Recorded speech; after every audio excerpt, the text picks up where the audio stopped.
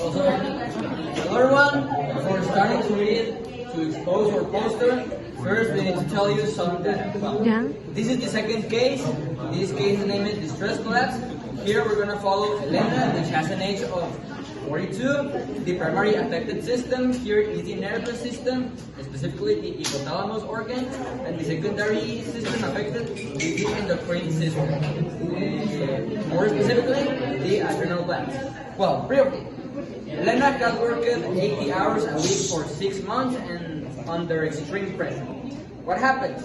The brain's constant alarm signal causes the adrenal glands to overproduce cortisol, leading to chronic fatigue, weight gain, and a weakened immune response. So, from this case, we make this poster, and we're going to expose to you. So, class, my name is Blas Gabriel Narváez. Luca Abraham Vázquez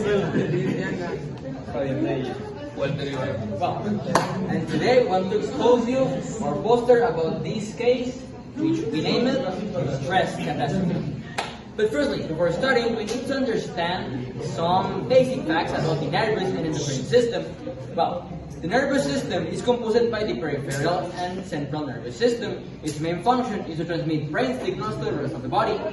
The endocrine system is mainly controlled by hormones. Its main function is to regulate and control various body functions.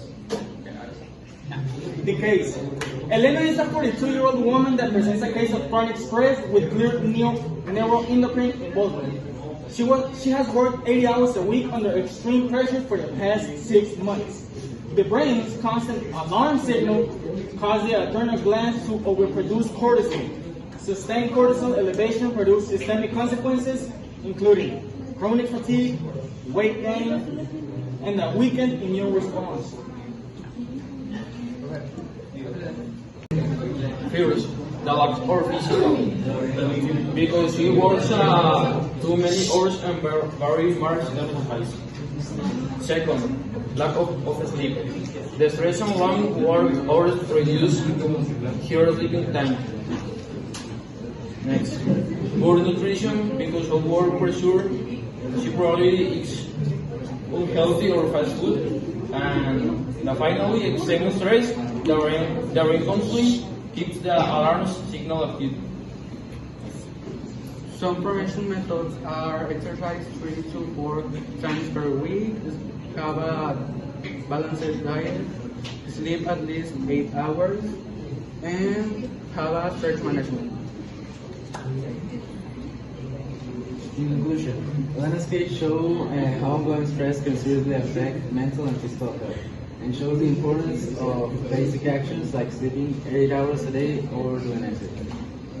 Working long hours under constant pressure, sleeping bad, and much more active that lead Elena's nervous endocrine system, more specifically her homeostasis process, to a general deterioration of their basic function, which caused a complete internal balance. It shows the importance of having an adequate balance in all the aspects of daily life. So, it is all. Thank you for your attention.